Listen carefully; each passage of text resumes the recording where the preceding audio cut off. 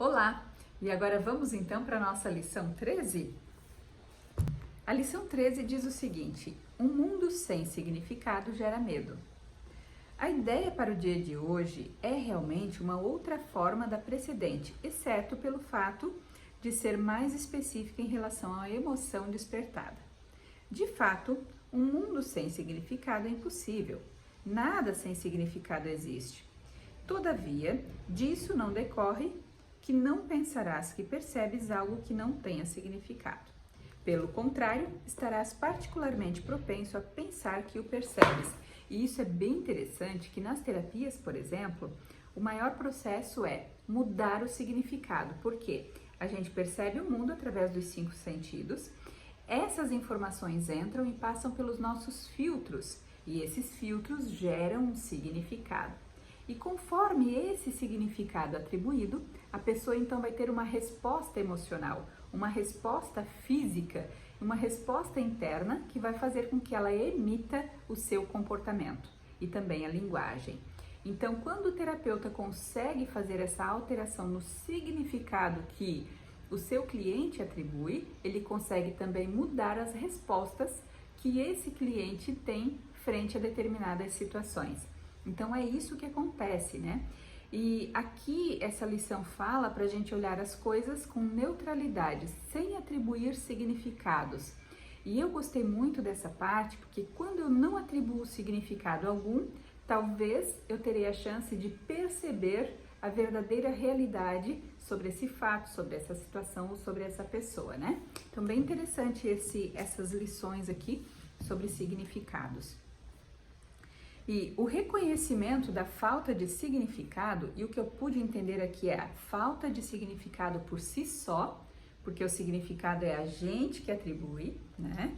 Desperta intensa ansiedade em todos os separados.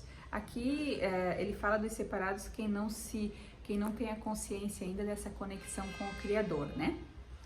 Representa uma situação na qual Deus e o ego desafiam um ao outro quanto à autoria do significado que deve ser escrito no espaço vazio que a falta de significado provê.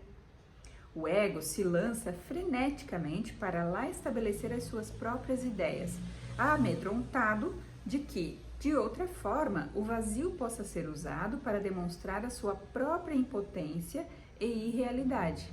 É somente nisso, e somente nisso ele está correto. É essencial, portanto, que aprendas a reconhecer aquilo que é sem significado e aceitá-lo sem medo. Se estiveres amedrontado, é certo de que dotarás o mundo com atributos que ele não possui e o apinharás de imagens que não existem.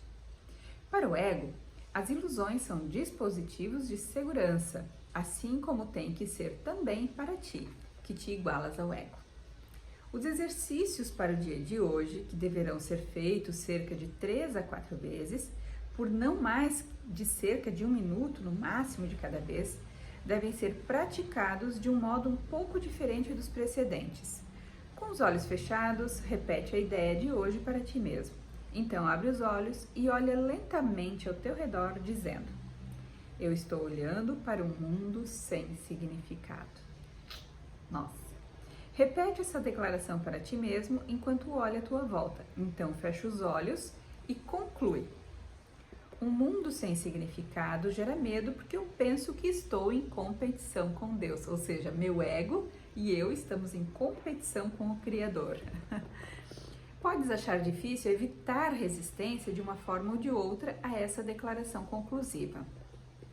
Qualquer que seja a forma que essa resistência possa tomar, lembra-te de que estás realmente com medo de tal pensamento por causa da vingança do inimigo.